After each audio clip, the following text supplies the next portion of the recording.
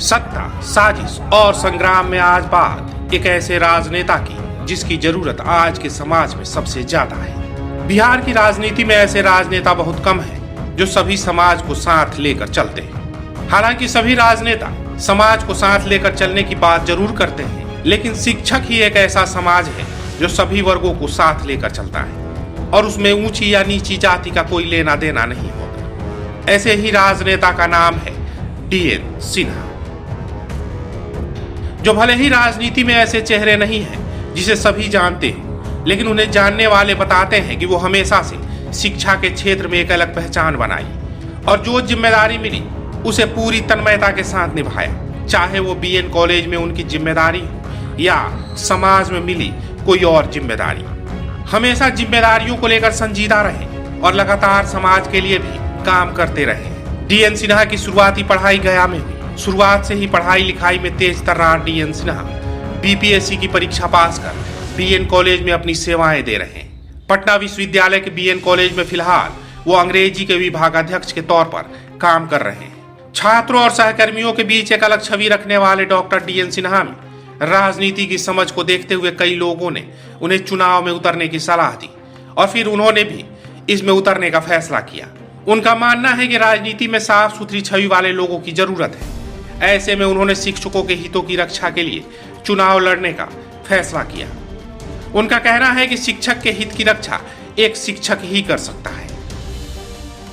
Professor doctor DN Sinha ने चुनाव में जाने से पहले सैकड़ों शिक्षकों से राय ली और फिर चुनाव में उतरने का फैसला किया। गया शिक्षक निर्वाचन क्षेत्र से चुनाव लड़ रहे डॉक्टर DN सिन्हा ने शिक्षकों की स्थिति में सुधार के लिए कई एजेंडा तैयार किए, जिसमें वित्त रहित शिक्षकों की बदहाल स्थिति को लेकर सरकार से सवाल करने की बात उन्होंने कही है। गेस्ट फैकल्टी को बराबर का सम्मान मिलना चाहिए। नियोजित शिक्षकों के वेतन विसंगति को दूर करना और उचित वेतनमान एवं ग्रेड पे का भुगतान करना उनके मुख्य एजेंडे में शामिल है।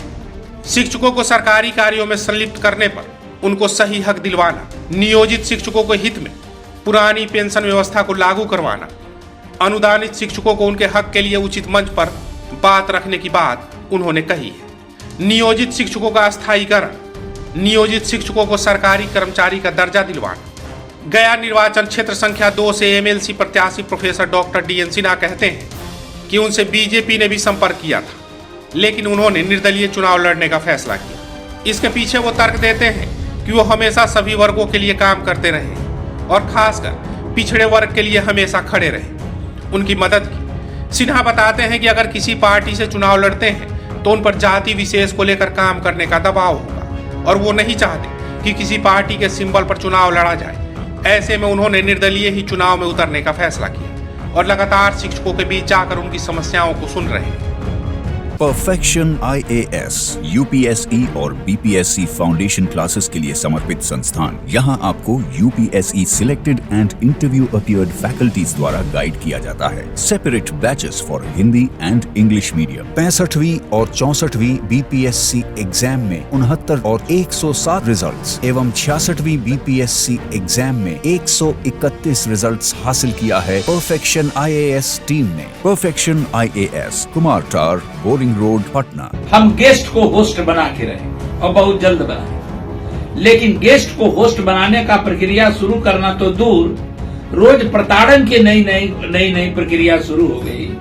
जो गेस्ट फैकल्टी काम कर रहे हैं उन्हें आपको आश्चर्य लगेगा, उन्हें संडे का पैसा नहीं मिलेगा, वेकेशंस का पैसा नहीं मिलेगा, जो जन्मदिन और छुट्टियां होती है गेस्टेड होली है उस दिन पैसे नहीं मिलेंगे, उसके उतने ही नहीं ग्रीष्मावकाश होगा तो पूरा महीना की सैलरी चली जाएगी। स्थिति ये होगा कि रात दिन वो रेगुलर टीचर वाला काम तो जरूर करेंगे, लेकिन रेगुलर टीचर के रूप में उन्हें सम्मानित सरकार नहीं करेगी। समाज में सम्मान पूर्वक सर उठा के घूमने नहीं देगी, रात दिन अपमानित करेगी।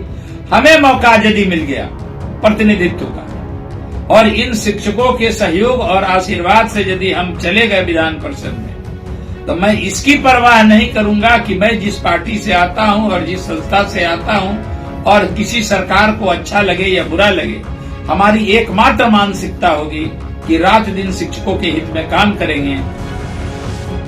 गया शिक्षक निर्वाचन क्षेत्र संख्या 2 में बक्सर, आरा, कैमूर, रोहतास, अरवल, जहानाबाद, औरंगाबाद तथा गया जिला के 19,534 मतदाता मतदान की प्रक्रिया में शामिल होंगे। इनमें बक्सर जिला के 1,871, आरा जिला के 2,913, कैमूर जिला के 1,260, रोहतास जिला के 4,211, अरवल जिला के 1,095, जहानाबाद जिला के 1,341, औरंगाबाद जिला के 2,751 और गया जिला के 4,092 मतदाता अपने मताधिकार का प्रयोग करेंगे।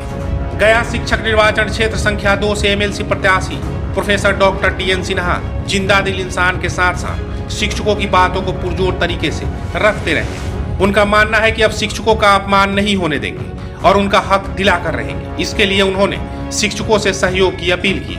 साथ ही उन्होंने कहा है कि अब बारी है शिक्षा जगत में एक भव्य बदलाव लाने की और इसके लिए जरूरत है भारत के भविष्य के दाता की जीवन में सुधार की। इस बार बदलाव की बयार, सड़क से सदन तक अब गूंजेगी शिक्षकों की हुंकार।